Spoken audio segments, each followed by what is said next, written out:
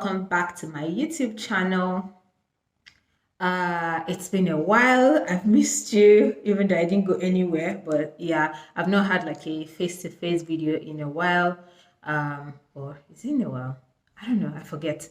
But yeah, long time no see. It definitely feels like long time no see. So long time no see. I missed you. Did you miss me? Did you miss me?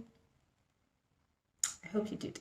But anyway, today I decided to try another background. So like I'm backing my view, and there is supposed to be a garden there when the trees actually bloom or whatever. But then it's a rainy day, so you might see like some droplets of rain as well back there. Just note that it is not supposed to disturb or distract you. But yeah, I hope that you like this and it gives you like, I don't know, some nice view.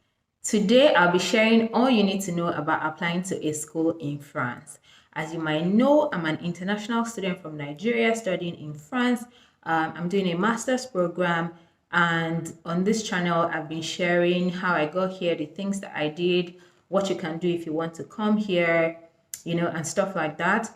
And then I also try to show you around my city. So if you're interested in such content, you're in the right place. Remember to subscribe and like and share this channel and this content with your family and friends. But I digress. So today, all you need to know about applying to a school in France. So for other countries, right, there are mostly 3 intakes from, I think, September or October, and then January, and then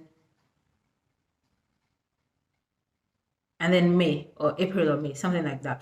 But then France only has 2, and those are September, October, and then January. So if you miss any of those two, then you have to wait till the next September or the next January, whichever comes first. If you plan to still come to France this year, then you should definitely be making your applications to the schools that you're interested in now. The application windows usually open, I think, around March or something, and then it stays open till like mid-July. So like this is the perfect time, the beginning of April. So if you haven't actually decided on what course you want to study, what school you want to go to, this is the best time to actually do that research and make your application. So what are the steps involved in applying to a French school? I am here to tell you all about it. Step 1, start early, like I said. So if you actually don't yet know what you want to be doing, what you want to study, what school you want to go to, then this is the perfect time to do that research and apply to schools. Also try to average like 3 to 4 schools, so you spread your net wider and it gives you a better chance of at least landing one admission. And obviously, if you're not fluent in French, I expect that you're looking for schools that have courses that you're interested in that are taught in English. So, you know, when you start filtering like that, it reduces the number of schools that you can look at and all of that. Secondly, you need to find the schools. Now, finding the schools, I did a video earlier about how to find your French school. I will try to link it somewhere, somewhere here. But yeah, find the school depending on your life stage, your family situation, where you plan to live, if you like the city or country life, if you need to work, your fluency in French, you know, different things like that would help you determine if you want to live in the city or if you want to live in the countryside. So yeah, and of course, Paris is not the only city in France, so there are options. So the fact that you're not in Paris doesn't necessarily mean that you can't live in a city. So just do your research, find the schools in the places that you know that you thrive best, because obviously you need to be at your optimum if you are doing an academic program, because it is demanding. When you find the school that you want to go to, the next thing is to find out the requirements for the course that you want to study from this school. So each school usually has like different requirements, and you have to find the requirements for the specific course that you want to study in the specific school that you want to study it. So I will just give you some of the things that my own school asked me for my own course. They're mostly generic, so I guess it should apply, but then different schools might have other requirements that may or may not be on this list. So it's important that you actually check the school's website or reach out to them or download the brochure. A lot of schools have brochures for different courses, and then check what is required of you and know if you can actually meet those requirements or not. So my school asked me for 10 things to be able to apply to my course.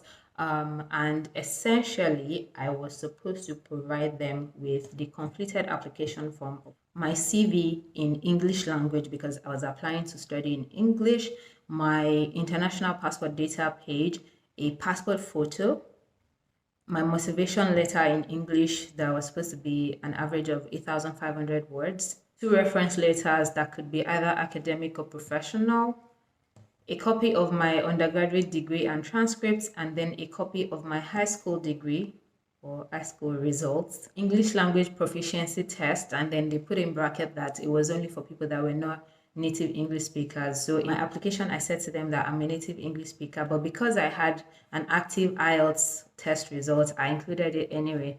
But yes, if you are in Nigeria, if your first course or your bachelor's was taught in English, then you don't necessarily have to include that in your application.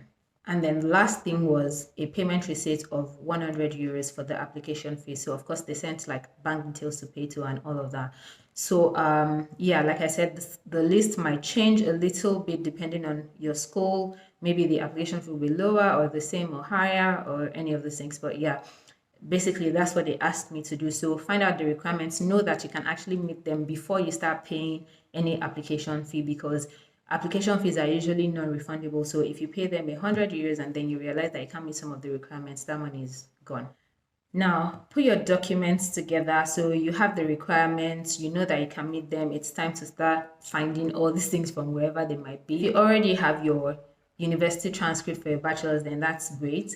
Because I think that's the one thing that can actually like take you time. But then if you don't, maybe now is the best time to start the process of getting it from your school. So when you put all your documents together, you would send your application either by an online form or to an email, depending on your school's preference. But then they'll typically ask you to give them like 1 week or so to go through your application, or 2 weeks, something like that, to get back to you on whether your application is accepted or not, or whether you're moving to the next stage or not. And then after that, you would most likely have to have a video interview with someone being the next stage of your application process. So I did this, it was supposed to be Skype, but we ended up doing a WhatsApp video call. And it was cool. It was nice. Essentially, the call is just to gauge how appropriate you are as a candidate for that particular course or for the school. Like, are you the kind of person that you're looking for and all of that? So they asked me questions about my background, the work that I'd done before, what my motivation was for doing a master's in this particular course, and how that ties into my professional background or where I'm trying to go in the future. What else was I asked? I was asked about how I intend to pay the fees. I was asked about family and friends, if I had family and friends in France, and I didn't. I just had, I think, like 1 or 2 friends. In fact, at the time, I only had 1 friend. So I said, oh, I have a friend, but then I don't have any family members, blah, blah, blah. So essentially, they probably just want to know if you have some support system or something. Then, what else was I asked? Yes, I was asked if I'd been to France before and like any other countries that I might have been to. So I just mentioned I am not well traveled. So I mentioned that, oh, I'd been to a couple of African countries and I listed them. Oh, I've never been to France, but I like traveling. I've been to X and X places in my country, and I think that France would be like a great cultural fit for me because blah blah blah. I will go to this place and that place. Like I actually said that thing because you're trying to sell yourself as per, oh, I don't have friends currently in the country, but I'm not going to come here and be a loner and be sad and not actually enjoy the experience. So yeah, I said all of that. And then also, it's important to remember that this is an interview, right? And your interviewer, it's going to be just one person. So the person will have to rate or recommend you to the admissions board whether you're suitable to be a student. So give it your best shot. Try your best to impress them so that you can get that recommendation. And then after that, maybe another couple of weeks after that, you would probably get feedback from the admissions team on whether or not your admission is successful. So if your admission is successful, great. They will tell you how much your school fees will be, when you should pay your deposit to accept the admission. What else? If there are payment plans and what they are. For my school, I mentioned earlier that I'm in a private institution, right? So even though they gave an option to pay twice or pay thrice, you had to have paid everything before the first day of school. So it's not even a matter of, well, when I get to the country, I will now go and work and then I'll now be paying my school fees. Like that one was not even on the table. I'm not sure about other schools or government schools, but then I realized that the public schools in France are already subsidized by the government. So the school fees is not a lot.